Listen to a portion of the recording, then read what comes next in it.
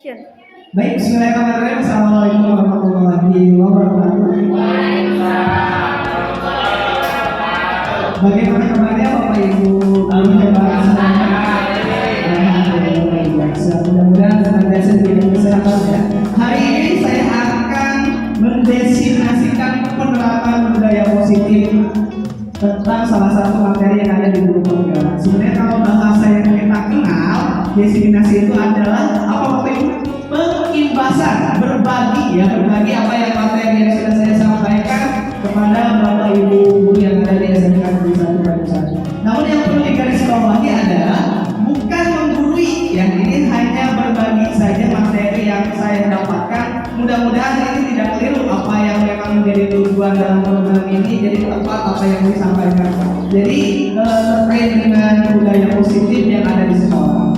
Mungkin Bapak dan Ibu tidak asing dengan dua kata ini. Yang pertama adalah budaya dan yang kedua adalah positif. Budaya itu apa sih Bapak Ibu? Budaya? Ada yang tahu? Budaya? Hah? Kebiasaan yang terus berulang-ulang yang terjadi. Nah ini pun sebenarnya kalau berbicara masalah kebiasaan baik atau positif banyak sekali ya ragamnya, kan dari mulai pagi hari di SMK Negeri 1 Bandung ada pembiasaan pagi ya, dari mulai mengaji, kemudian berzikir, berdoa, kemudian ada senam, makan bareng, banyaklah program di pagi hari yang menurut saya itu bagian dari budaya positif yang sudah berjalan di sekolah kita tercinta ini. Lalu sebelum saya berbicara lebih jauh tentang budaya positif, next biar. Nah, budaya positif itu di modul 1.4 ada 7 poin sebenarnya, dari mulai perubahan paradigma belajar, kemudian disiplin positif, kemudian motivasi perilaku belajar, kebutuhan dasar manusia, ada 5 kebutuhan dasar manusia, kemudian posisi kontrol restitusi, keyakinan kelas, dan terakhir adalah segitiga restitusi. Nah ini sebenarnya di modul 1.4 ini pembahasannya sangat luas, tapi saya akan singkat dan cepat saja pembahasannya. Mungkin nilai waktu mungkin seharian ya, seharian tentang bagaimana budaya positif. Karena kalau bicara materi yang sangat banyak ini tidak bisa cukup dengan 30 sampai 1 jam saja. Nah sebelum berbicara tentang apa saja yang tadi ada dalam budaya positif, nah ketika kita berbicara dalam kemarin di modul 1.1 itu tentang mengkaji paradigma filosofi pendidikan Ki Hajar Dewantara. Nah, menurut Ki Hajar Dewantara yang merupakan bapak pendidikan, seorang guru itu adalah seperti petani, diibaratkan seperti kita petani.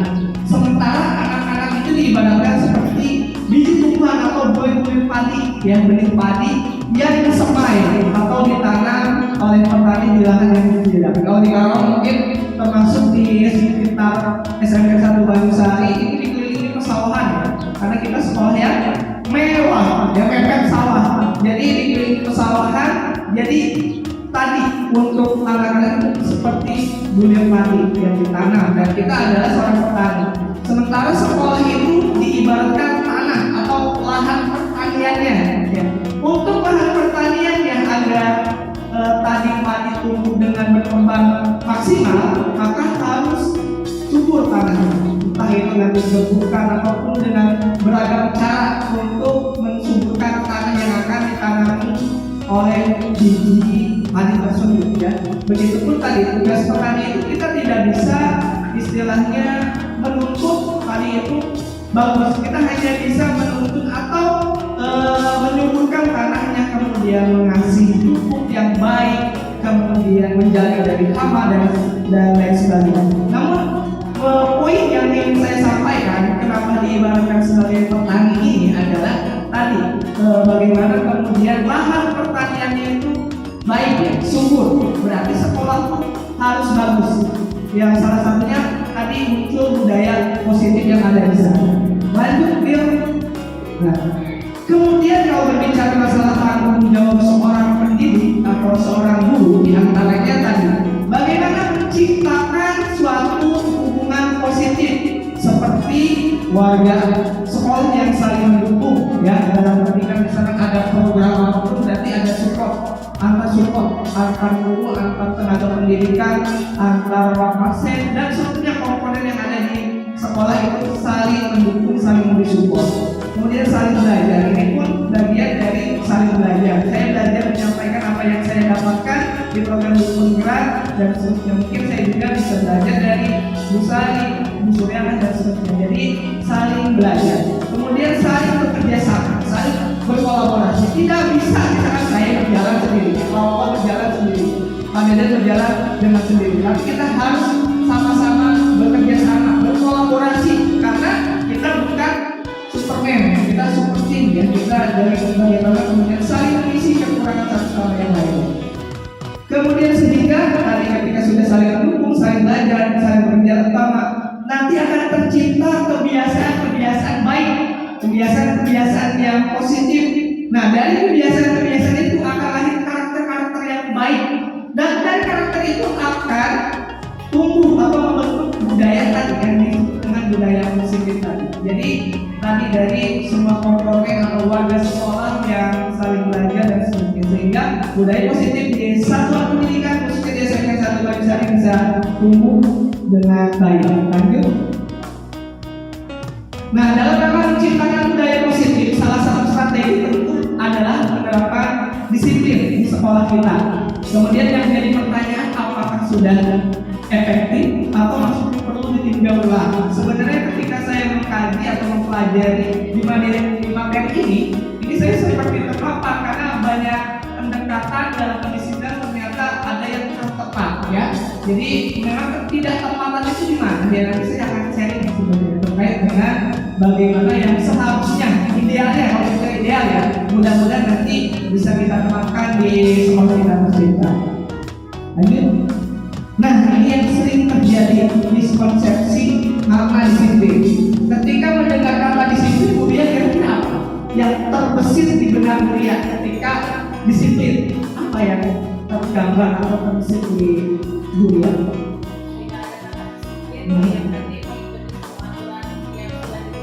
Oke, berarti aturan yang sudah ditetapkan ya. Ini kalau berdasarkan modul ini sering kebanyakan orang akan hubungan kata disiplin dengan kata tertib, aturan atau kepatuhan pada aturan. Ini yang biasanya terjadi ataupun memang yang ini seperti yang dipahami kebanyakan orang. Kemudian disiplin juga sering dihubungkan dengan hukuman. Kemudian yang terakhir dalam budaya kita, jadi mayoritas memaknai kata disiplin adalah sesuatu yang dilakukan pada orang lain untuk mendapatkan kepatuhan. Ini sebenarnya tidak salah sebenarnya, tapi memang tidak tepat karena disiplin itu sebenarnya kalau kemudian endingnya masalah menghukum itu adalah alternatif terakhir ya. Kalau kita mengkaji pemikiran dari Ki Hajar Dewantara, bukan tidak boleh, tapi ketika ada alternatif yang lain berarti kita upayakan dengan yang lain ya. Itu untuk masalah beberapa makna disiplin, miskonsepsi makna disiplin. Lanjut. Nah, kita akan melihat apa sih sebenarnya makna disiplin menurut Ki Hajar Dewantara. Di sana menyatakan bahwa disiplin itu betul-betul menciptakan orang yang merdeka. Syarat pertama adalah harus ada disiplin yang kuat. Disiplin yang dimaksud yaitu disiplin diri yang memiliki motivasi yang tinggi. Poinnya adalah ketika tadi disiplin itu ada dua sebenarnya motivasinya, intrinsik dan ekstrinsik. Yang diharapkan di dalam pemikiran Ki Hajar Dewantara adalah tadi disiplinnya yang lahir dari diri sendiri. Ketika lahir dari diri sendiri maka itu akan kuat dan akan membekas dan akan tahan lama. Misalnya untuk masalah pendisiplinan itu yang disampaikan oleh Diani Bosen juga menyatakan bahwa disiplin adalah proses mempelajari cara kita mengontrol diri untuk memilih tindakan yang mengacu pada nilai-nilai yang kita hargai agar tercapai tujuan yang diinginkan. Itu juga semakna tadi dengan apa yang disampaikan oleh Ki Hajar Dewantara. Lanjut saja.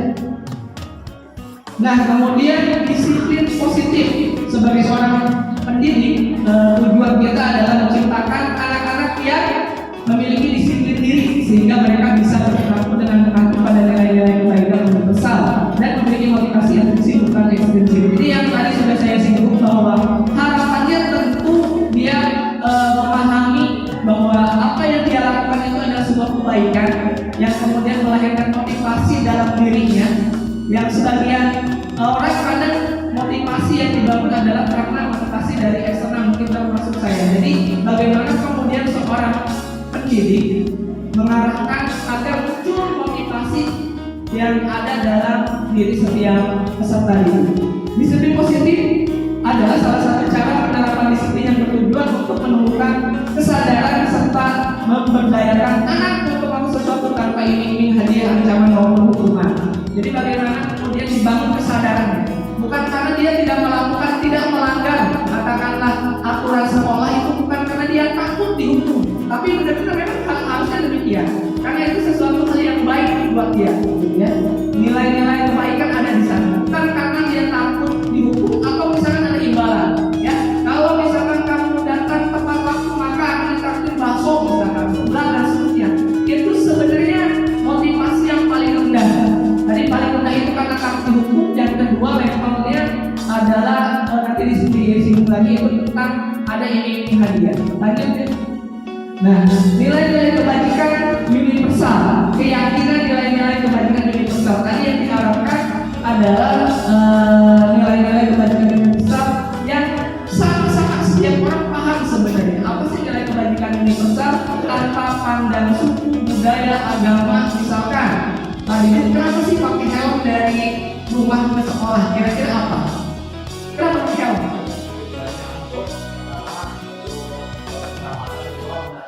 Oke, yang pertama adalah keselamatan, dan yang kedua adalah taat terhadap aturan berlalu lintas. Tadi poinnya adalah, kemudian saya tanya lagi, misalnya kenapa kita misalkan kemarin pada pandemi itu harus pakai masker?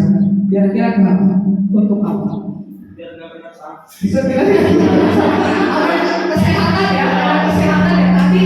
Nah itu yang dimaksud nilai-nilai yang universal itu seperti tadi. Misalkan motivasi tidak menggunakan helmnya itu karena tadi keselamatan. Kemudian karena misalkan faktor kesehatan biar tidak sakit dan seterusnya. Itu yang setiap orang tanpa pandang rasnya apa, agamanya apa, negaranya apa, saya pikir sepakat ya untuk nilai-nilai yang tadi, nilai-nilai yang kebaikan universal tadi. Seperti halnya misalkan mencuri, kita tanya orang India, orang Brazil, orang Jepang, ataupun misalkan orang Surabaya, dimanapun sepakat bahwa mencuri itu adalah sesuatu hal yang tidak baik. Nah itu yang memunculkan itu, oh ya kenapa? Misalkan saya pun harus taat aturan ataupun tidak telat. Nah ini menunjukkan apa? Itu sebenarnya itu yang kemudian harus dihadirkan terkait dengan disiplin positif ini. Lanjut. Nah tadi sudah disinggung ya tentang perilaku motivasi orang atau manusia itu melakukan sesuatu. Jadi saya ataupun bapak ibu juga para ini melakukan sesuatu itu punya dasarnya. Tadi misalkan untuk menghindari ketidaknyamanan atau hukuman, orang dengan motivasi ini akan bertanya apa yang akan terjadi apabila saya tidak melakukannya. Ya, ketika ini yang paling rendah, motivasi yang paling rendah. Cek. Motivasi yang paling rendah. Tadi untuk menghindari ketidaknyamanan atau hukuman. Jadi tanya, kalau saya terlambat, apa nih hukumannya? Kalau saya misalkan tidak sholat, apa nih hukumannya? Jadi motivasi yang ditanyakan seperti itu. Ini adalah motivasi menurut teori motivasi ini yang paling rendah karena ada dari faktor eksternal. Jadi ketika misalnya tidak ada aturan, jadi akan cenderung untuk melanggarnya. Yang kedua, yakni yang menjadi motivasi perilaku adalah untuk mendapatkan imbalan atau penghargaan dari orang lain, hadiah misalkan ya. Misalkan tadi saya sudah singgung, kenapa misalkan tidak terlambat ataupun misalkan taat terhadap aturan, karena ada hadiahnya misalkan.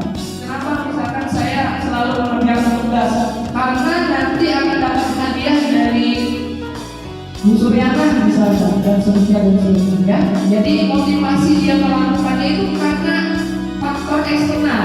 Tapi yang diharapkan muncul adalah ya tadi menjadi orang yang mereka inginkan dan menghargai diri sendiri dengan nilai-nilai yang mereka percaya. Tadi nilai-nilai kebaikan universal tadi. Kalau kita menuju kepada salah satu yang sedang kita kenal ataupun kita jalankan di dalam kurikulum merdeka itu ada yang menjadi tujuan pendidikan Pancasila, pendidikan kita itu adalah profil pelajar Pancasila. Itu juga nilai-nilai kebaikan universal ya, yang kemudian yang harus kita tuju sebenarnya. Jadi itu sih bagaimana memunculkan kesadaran dia menghargai diri mereka sendiri. Gitu. Melakukan itu tuh bukan karena tadi ada imbalannya, takut dihukumnya, tapi memang ya harus melaksanakan. Kenapa sih saya tidak terlambat, jangan terlambat misalnya, karena memang itu sebuah kebaikan. Lanjut. Nah, ini pun yang menjadi dasar. Ini pun yang menjadi dasar kebutuhan dasar manusia. Ya, ada 5 kebutuhan dasar yang mendasari seseorang. Jadi sebenarnya kalau dalam materi ini, dalam di modul ini, peserta didik misalkan ya, kenapa sih misalkan di kelas tidak bisa diam? Berarti menurut teori ini ada kebutuhan dasar yang tidak terpenuhi. Misalnya kenapa sih dia caper? Ada kan siswa yang kadang caper? Ya mungkin itu kebutuhan dasar tentang kasih sayangnya kurang ya. Jadi itu yang harus diidentifikasi. Memang tidak mudah ya untuk kemudian mengidentifikasi apa sih kebutuhan dasar seseorang itu berperilaku. Nah itu yang tidak terlepas dari 5 kebutuhan dasar ini, dari kebebasan. Ya tadi mungkin tidak bisa diam di kelas dan seterusnya. Jadi ada kebutuhan dasar yang tidak terpenuhi. Nah itu yang harus diidentifikasi oleh kita sebenarnya. Lanjut ya. Nah kemudian tentang 5 posisi kontrol ya. Ketika kita menemukan pelanggaran, khususnya saya yang sering dengan Pak Bob ya di depan, ada beberapa tipikal ya posisi yang digunakan pendekatan. Yang pertama menghukum, kemudian yang kedua adalah membuat rasa bersalah, kemudian teman, pemantau dan manajer. Lanjut ya, yang menghukum. Nah menghukum mungkin saya sering menggunakan pendekatan ini. Sebenarnya ini tidak tepat ya kalau menurut teori yang di sini. Jadi seorang penghukum itu bisa menggunakan hukuman fisik, bisa suruh berdiri di depan kelas atau di lapangan. Saya sering melakukan ini ya. Atau dengan verbal ya, dengan verbal.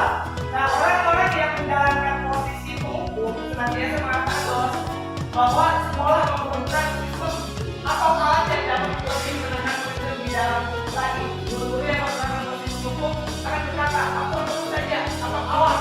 Ada bahasa ancaman, artikan dan seterusnya. Kalau menurut ini sebisa mungkin hindari. Tapi memang saya juga termasuk yang belum sepenuhnya bisa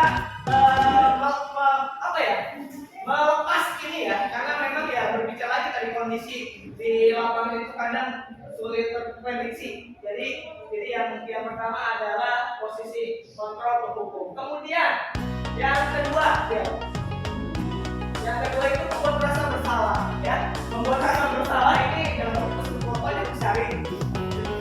Jadi posisi bersalah ini biasanya ketika misalkan guru yang akan berusaha lembut misalkan pendekatannya, tapi kadang yakin ya, atau misalkan dia tadi merasa siswa itu bersalah. Tuh kan kata ibu, coba bantu ibu, kan ibu sudah membantu kamu, coba bantu saya gitu, dan biar nanti tidak dituduh juga dan sebagainya. Ya, membuat rasa bersalah akan menggunakan kepentingan yang membuat orang lain merasa tidak nyaman, bersalah atau rebel. Kata-katanya keluar bisa kecewa. Ada lagi dengan beberapa kali bapak harus memberitahu kamu, dan seperti itu beberapa contoh kalimat yang biasanya digunakan dari posisi kontrol yang merasa membuat rasa bersalah. Jadi siswa itu merasa bersalah dengan kalimat yang dihadirkan oleh guru tersebut. Ini juga punya banyak ya. Nah yang kemudian yang ketiga adalah posisi kontrol teman ya. Posisi teman itu bagaimana siswa itu sebagai posisinya sebagai teman ya, biasanya kadang ya akrab gitu dengan teman, besok seolah-olah menjadi teman, bercerita dan sebagainya. Nah posisi itu tidak menyakiti murid, namun akan tetap berupaya mengontrol murid melalui ajakan. Posisi teman pada bisa negatif ataupun bisa positif ya, bisa negatif tergantung positif. Positif di sini dengan membangun hubungan baik yang terjalin antara guru dan murid. Guru di posisi teman menggunakan hubungan baik dan humor untuk mempengaruhi seseorang. Mereka akan berkata, ayo bantulah dari bapak, ayo ingat tidak bantuan bapak dan sebagainya. Jadi sebenarnya akrab aplikasi dengan itu, tapi kadang ketika sudah terlalu itu kadang ini kemudian membuat siswa tidak beretika, kadang nuntut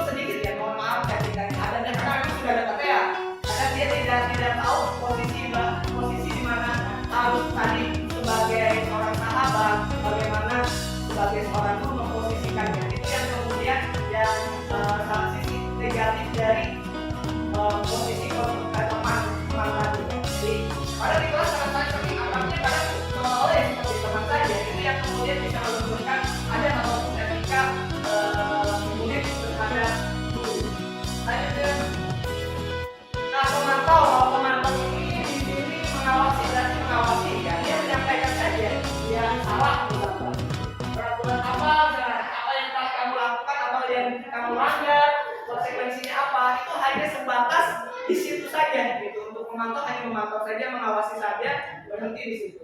Lanjut ya. Kemudian yang diharapkan, jadi kalau idealnya sebagai posisi kontrol ini yang kelima, sebagai seorang manajer, boleh diajak untuk menganalisis kebutuhan dirinya maupun kebutuhan orang lain. Di sini penekanannya bukan pada kemampuan membuat konsekuensi, namun dapat berkolaborasi dengan murid bagaimana memperbaiki kesalahan yang ada. Seorang manajer akan ayo apa yang kita yakini.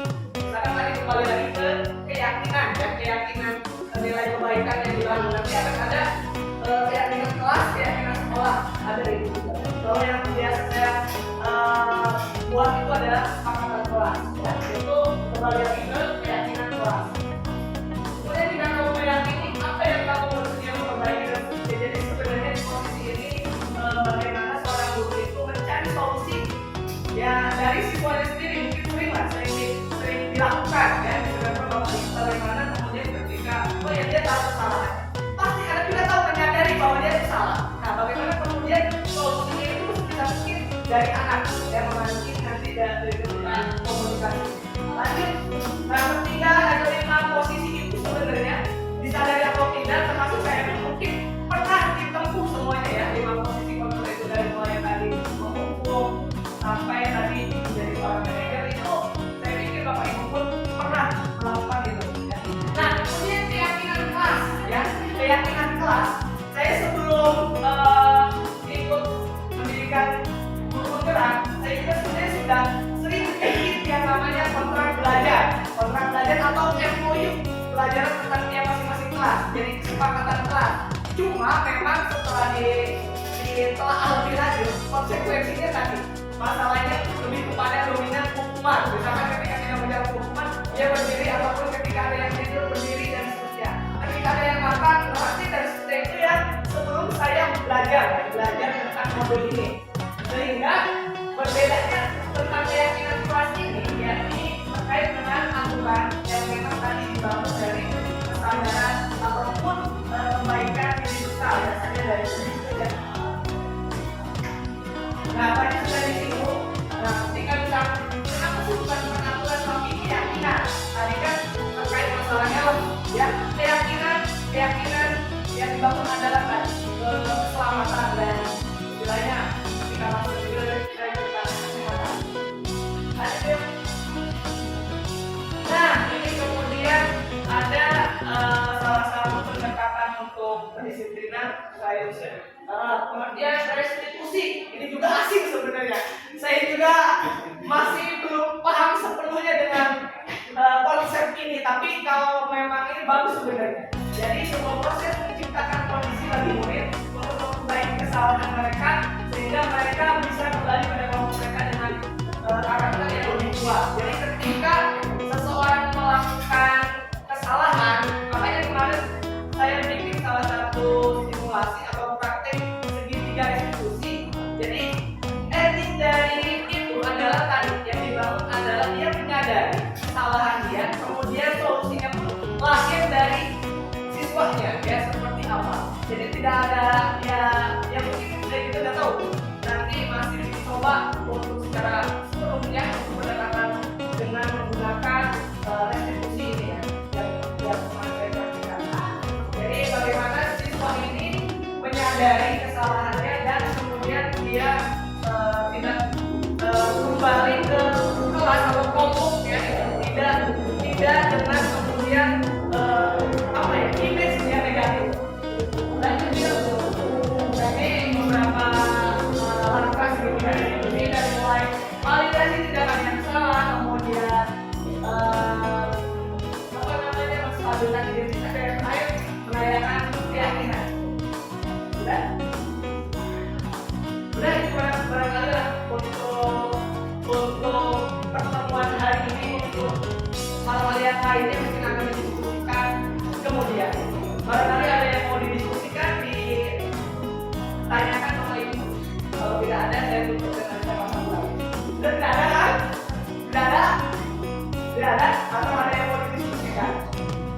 Kalau tidak ada, berarti sebenarnya tadi saya sekilas aja tidak terlalu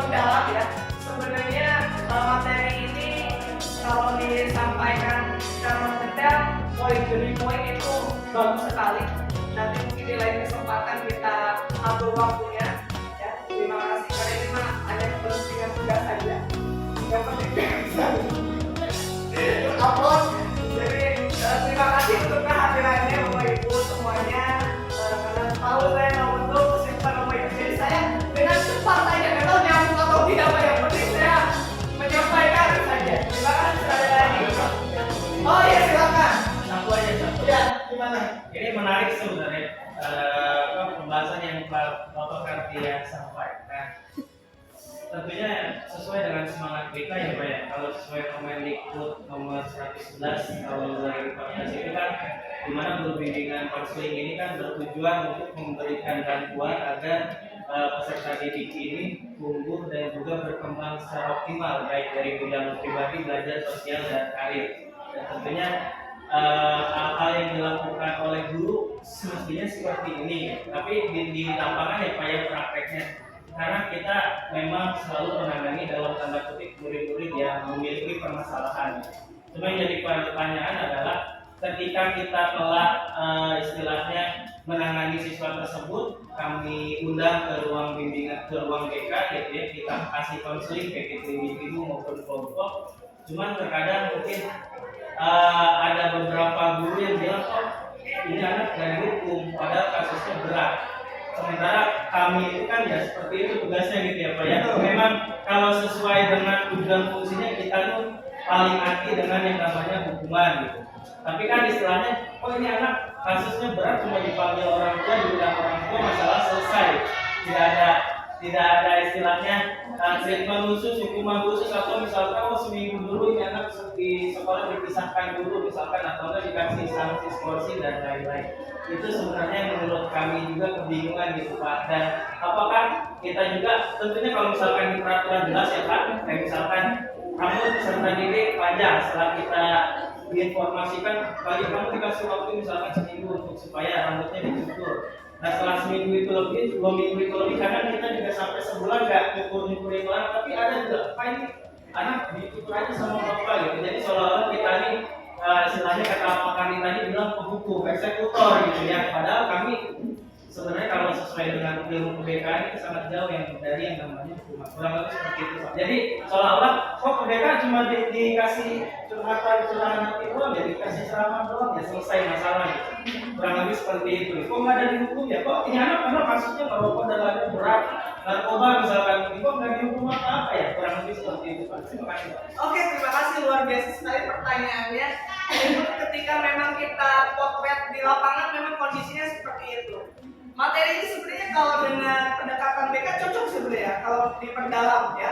Ini pun sebenarnya materi yang baru, saya juga baru menemukan dan cukup memang sulit gitu memahaminya. Jadi sebenarnya ada beberapa yang memang bersinggungan dengan BK. Tadi kembali lagi dengan pertanyaan tadi, dilema artinya seperti apa di lapangan seperti itu sebenarnya. Ya kalau mencari ideal memang tadi ya kita sebagai manajer, tapi ketika melihat di lapangan itu kadang menuntut kita untuk cari jalan yang lain ya. Ya Pak, pertama yang saya sih inginnya nanti ke depannya kita pun sama-sama lah kita di posisi manajer ya. Ya paling tidak bergerak dari ya tadi yang dibangun adalah dari keyakinan ya perspektif gurunya harus dibangun sama lah paling tidak ya. Ketika misalkan perbedaan perspektif tentang masalah tadi hukum dan seterusnya, maka akan tindak lanjutnya pun akan berbeda ya. Jadi misalkan ketika menemukan hal yang itu, jadi harus dibangun persepsi yang sama dulu sebenarnya. Harus dibangun persepsi yang sama sehingga nanti ketika penanganan ketika menemukan permasalahan di sekolah pun istilahnya sama lah ya. Dan itu kalau saat ini mungkin masih didominasi dengan pendekatan menghukum lah ya.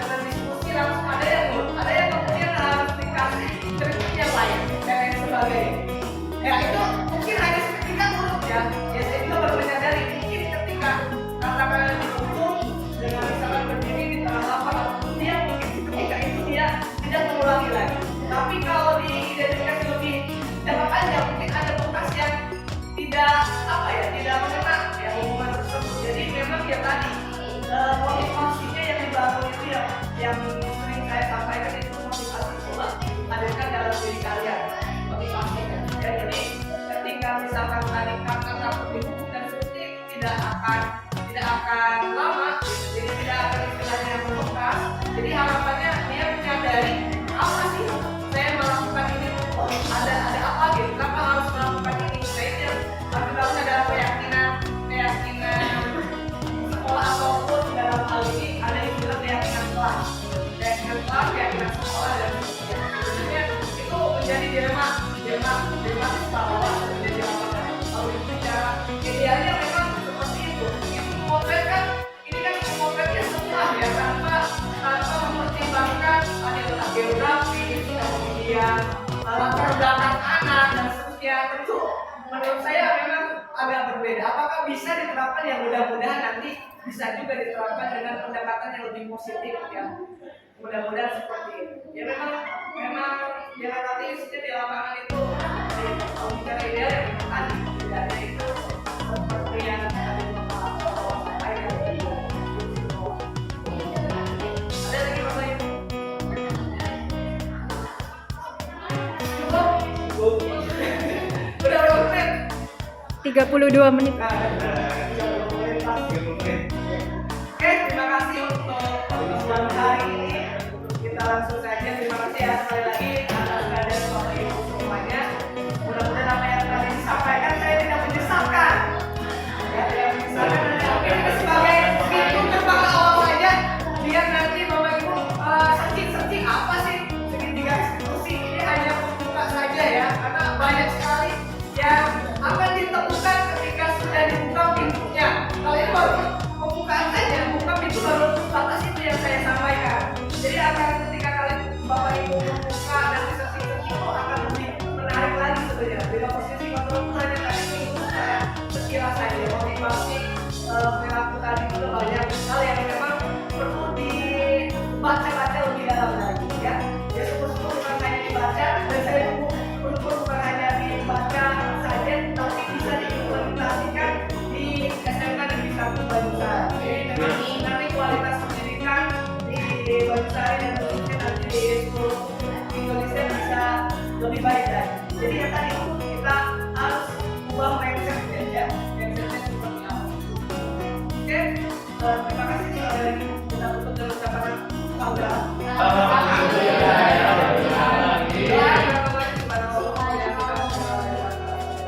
terima kasih. Nanti untuk makannya silakan bisa ke ruang masing-masing.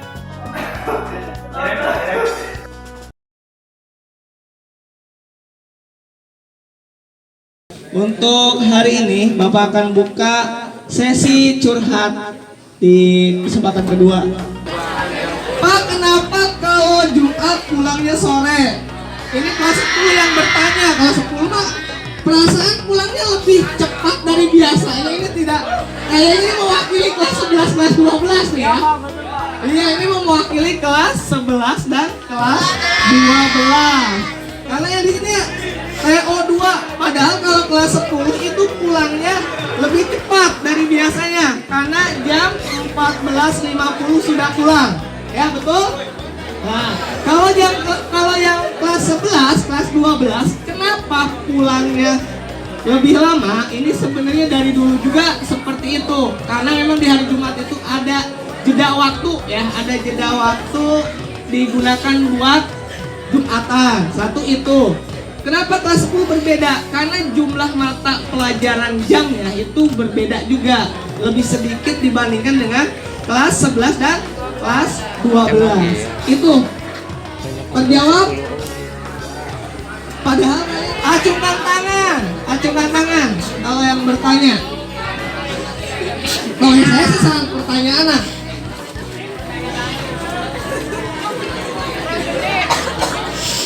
Tolong sekolah ini di sesi Pak, terlalu lapar jika pulang sore Pak. Kalau di sesi, ini sebenarnya kalau di sesi itu nanti hari Sabtu masuk. Setuju tidak?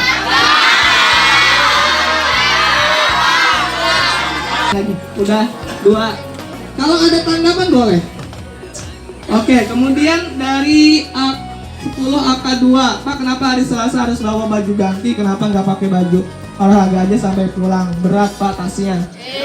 Curhat lagi. Pertanyaan Bapak, ketika kalian habis berolahraga, berkeringat, itu kan aromanya luar biasa ya, menyengat ya. Ya kenapa kemudian harus diganti? Nanti itu ya mending kalau misalkan tidak menimbulkan aroma yang tidak sedap. Ini suara yang disampaikan oleh kelas 11 TBSN. Pilihannya, kalaupun memang di sesi, maka kalian nanti sekolah sampai hari Sabtu, dan kemungkinan eskul pun di hari Sabtu dan hari Minggu ya, jika memang di sesi alternatifnya ya, karena jamnya kurang. Coba mana yang setuju di sesi? Sekolah sini setuju di sesi? Jadi masuknya hari Sabtu pun masuk gitu. Oke, saya sudah terjawab alasannya kenapa tidak di sesi. Karena ya tadi, ini bagian dari kemarin itu ada aspirasi, Pak kalau di sesi saya nggak mau katanya, karena harus sampai hari Sabtu. Udah, ini tidak ada pertanyaan lagi.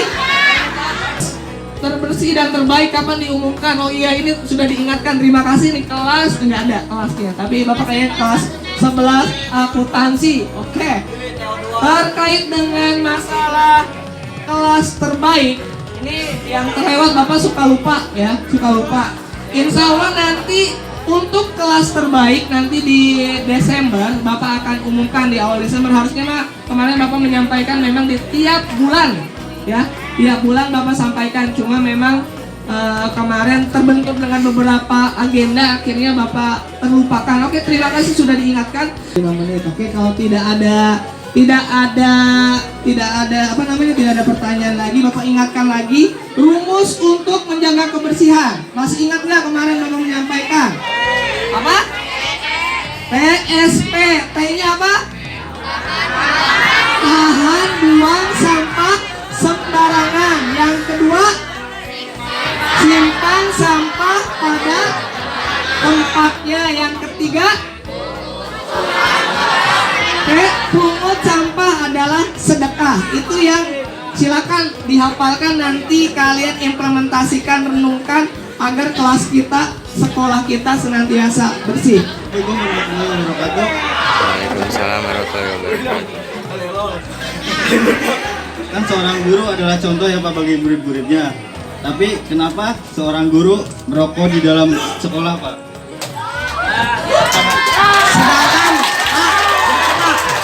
Sedangkan Pak Maul pernah bilang ke saya, Pak Maul juga ngerokok tapi tidak di depan murid. Pak Maul lebih menghargai murid. Dan kenapa guru pernah ngajak ribut ke murid satu kelas Pak? Oke.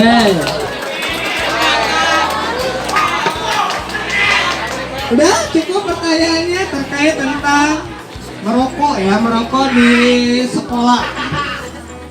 Terkait dengan merokok di sekolah, Bapak pun secara pribadi memang tidak sepakat ya tentang ketika istilahnya lembaga pendidikan misalkan, karena memang tidak diperkenankan sebenarnya kalau secara aturan. Cuma kalau bicara masalah kemudian siapa yang berwenang kemudian untuk mengingatkan, ya tentu pimpinan ya, pimpinan dalam hal ini. Kalau Bapak ya tidak punya kewenangan, lebih sampai ke aturan mengatur. Tadi lah peraturan, misalkan peraturan masalah sekolah, kenapa beda Pak? Guru dengan siswa, ya tentu berbeda karena tugas dan pokoknya berbeda. Kalau masalah rokok pun Bapak pun termasuk yang memang tidak sepakat ketika misalkan di lingkungan sekolah termasuk digunakan untuk merokok. Itu Bapak secara pribadi seperti itu. Kemudian terkait dengan Bapak tidak tahu siapa yang istilahnya jadi objek pembicaraan. Prinsipnya gini, guru itu ya tadi harusnya digugu dan ditiru. Termasuk mungkin Bapak juga senantiasa mengevaluasi diri, apakah Bapak juga sudah bisa menjadi teladan atau belum ya. Bapak juga masih senantiasa mengevaluasi tersebut. Oleh karena itu kenapa kemudian Bapak sering minta silakan ada masukan, ada kritik atau tidak buat Bapak secara pribadi ya, agar Bapak bisa memperbaiki ternyata di sisi mana itu ya yang perlu Bapak perbaiki itu ya. Kalaupun memang misalkan ada hal-hal yang menurut kalian tidak sesuai, berarti ya karena tadi kembali lagi mungkin namanya guru juga manusia, ada hilapnya termasuk bapak ya.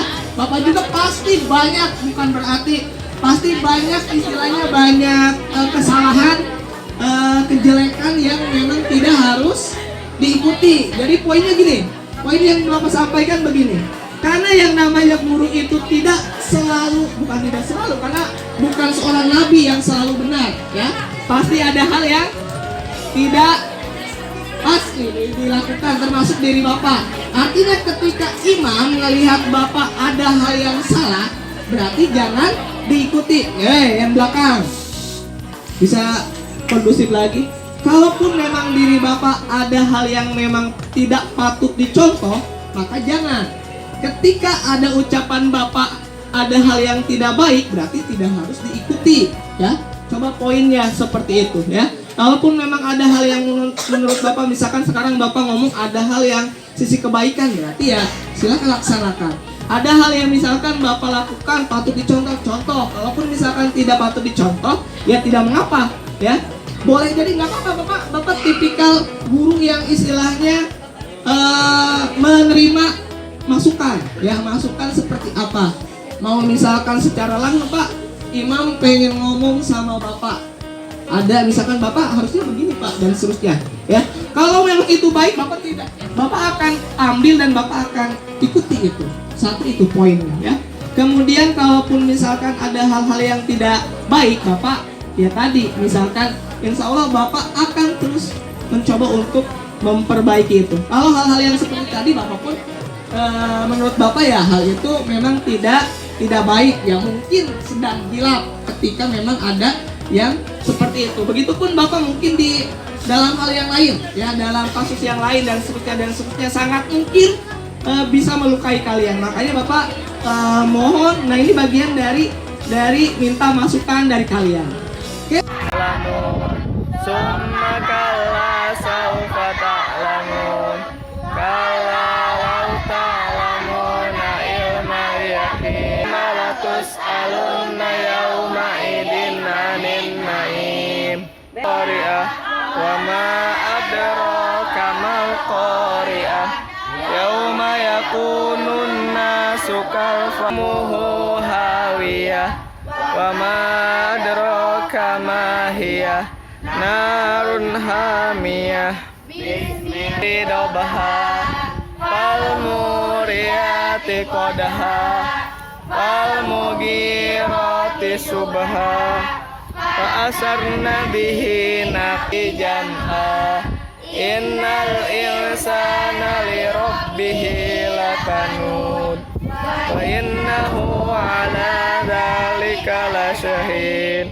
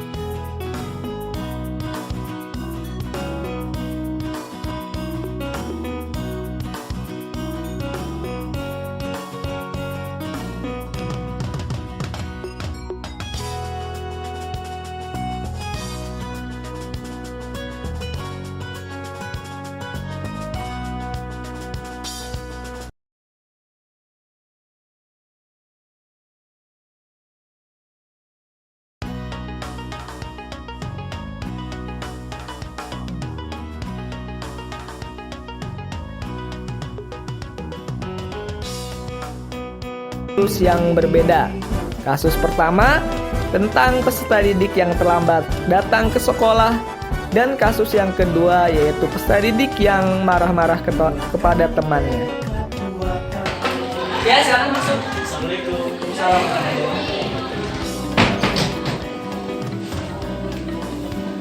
Biar kamu tahu tidak kenapa Bapak panggil ke ruangan Bapak? Mungkin karena saya terlambat, Pak. Betul, Bapak tadi dapat informasi dari Kak Eva selaku Pak Polsis bahwa Nabil tadi pagi datang terlambat ke sekolah. Mohon maaf, Pak. Semalam saya lupa alarm saya. Kira-kira menurut Nabil, keyakinan sekolah mana yang perlu Nabil tingkatkan?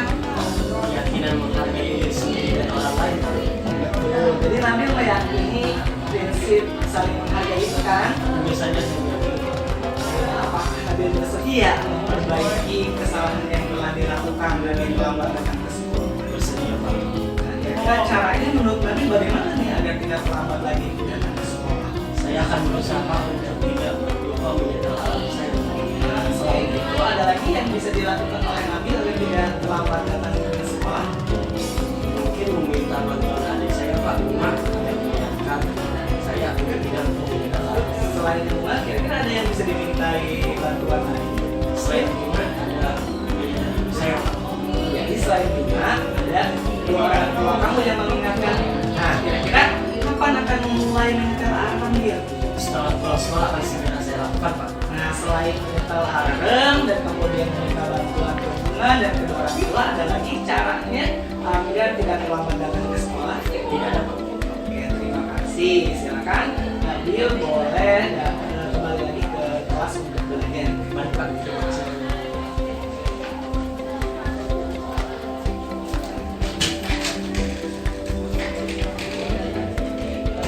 Dila, sini Dil. Iya Pak. Silakan duduk. Ini Dil, Bapak tadi dapat informasi dari wali kelas Dila, Bu Rizka. Katanya tadi pagi ada sedikit kericuhan di kelas Dila. Bisa diceritakan ke Bapak kejadiannya seperti apa?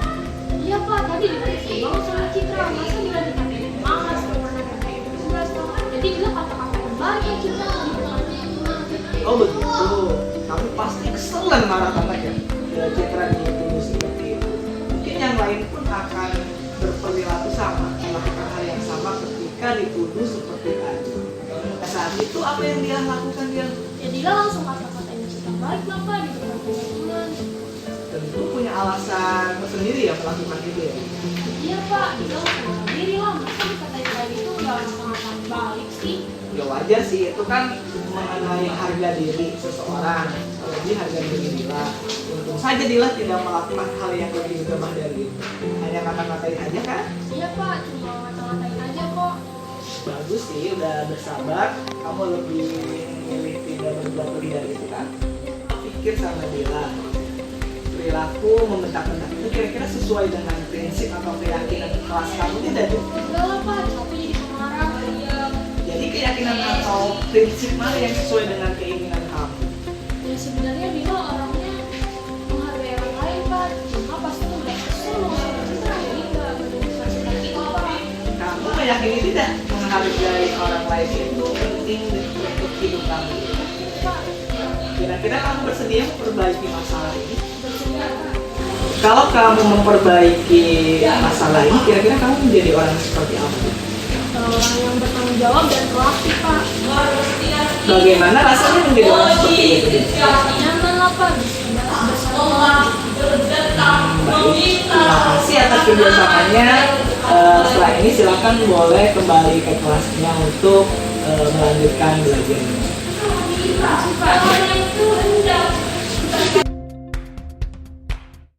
Assalamualaikum warahmatullahi wabarakatuh. Saya Nabil Cahaya Febrian dari SMK Negeri 1 Banjarsari. Perasaan saya setelah melakukan praktik segitiga restitusi, saya sangat senang karena ketika saya melakukan kesalahan, Pak Kardi tidak langsung memarahi saya, melainkan menasehati dan mencari solusi agar saya tidak melakukan kesalahan yang sama. Itu membuat saya termotivasi agar menjadi siswa yang lebih baik lagi di sekolah. Sekian, terima kasih. Wassalamualaikum warahmatullahi wabarakatuh.